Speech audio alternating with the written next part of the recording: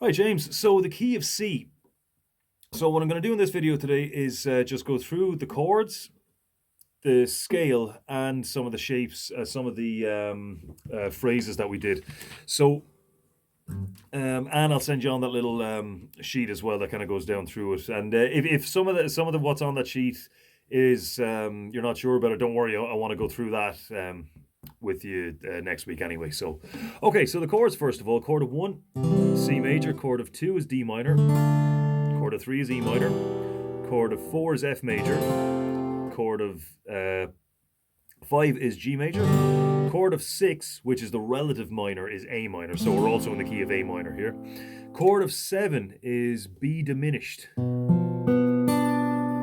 kind of sinister one. So this particular way of doing a diminished chord is... Now, what a diminished chord is, first of all, is a minor chord with a flattened fifth, right? Now, again, this is stuff we'll get into later on, but basically the fifth of a chord is always, well, I don't want to say always, but more often than not, down a string and up 2 frets from the root note. Okay, so if we're playing B minor, let's say, there's our B bass note. That's our root note, right? So down a string, up 2 frets.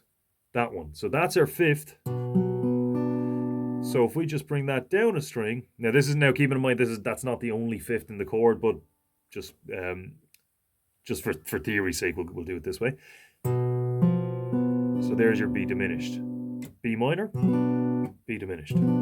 Okay, so the way you would play it a bit more practically then is first finger, second finger on a fret up on the next string. Third finger, same fret, skip a string.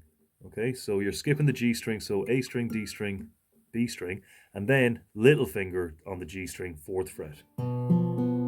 So they're again, when we go through this stuff next week, we'll see why this oddball is kind of is thrown in with the rest of them like that. There is a reason for it.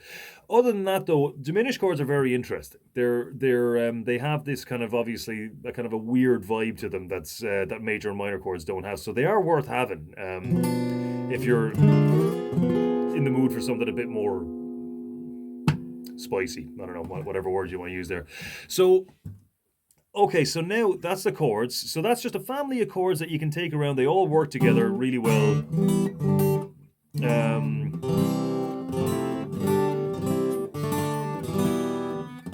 B diminished even. But the B diminished, still as weird as it is, it fits in there fairly seamlessly. So there's the chords, then there's the scale that goes with it. So now we're just literally just going C, D. Well, we'll start at A actually, because just physically it's a bit more practical on the guitar. We're literally just going, the notes we're playing here are A, B, C, D, E, F, G, A, B, C, D, F, G, and so on.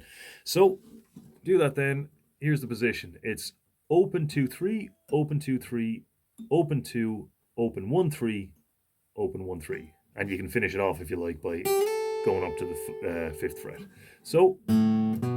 And now, just when we're picking through this, it doesn't have to be strictly down, up, down, up, down, up constantly, but just definitely not down, down, down, down, down. Okay? So. And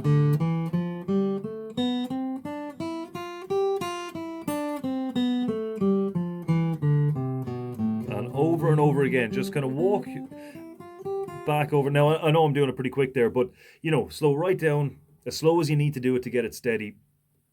And just get used to, you know, just get to the point where you can kind of see it on the fretboard before you even play it. You know, it doesn't take as long as you might think. And now remember, you can always bring the capo in, do exactly the same thing, but now we've got our D minor scale because we've gone from A sharp, B, C, C sharp, D. So now we're in D minor, and but physically we're doing exactly the same thing, so we don't need to relearn anything, right?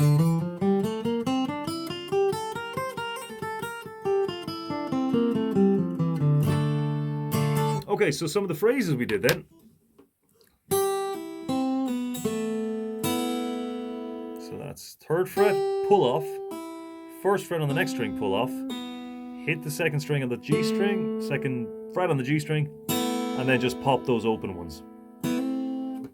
Or you can put it on the 1st fret maybe. It's all up to you. It's kind of, you know, this is just a bunch of notes that sound good together and you can do whatever you want with them is kind of the idea here. So these phrases are just to give you an idea of the kind of stuff you would or could do with it.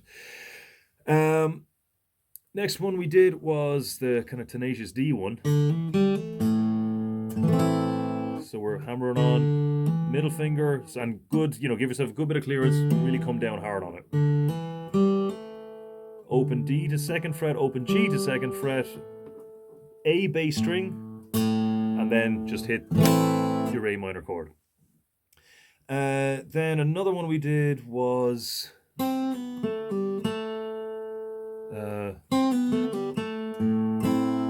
think that was it, wasn't it? So we're doing a pull off here.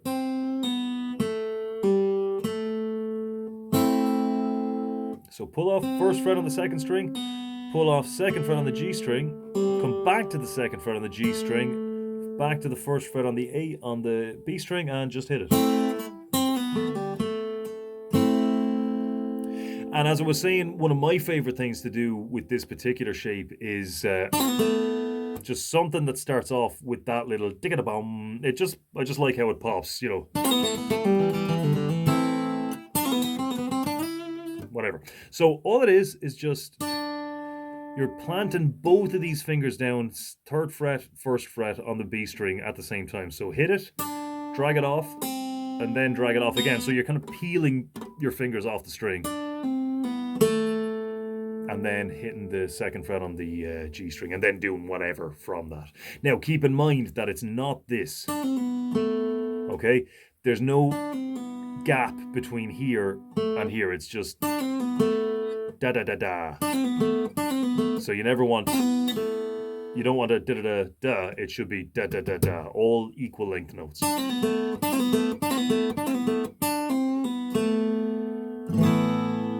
All right, so that should be plenty to be getting on with anyway. I'll see you next time.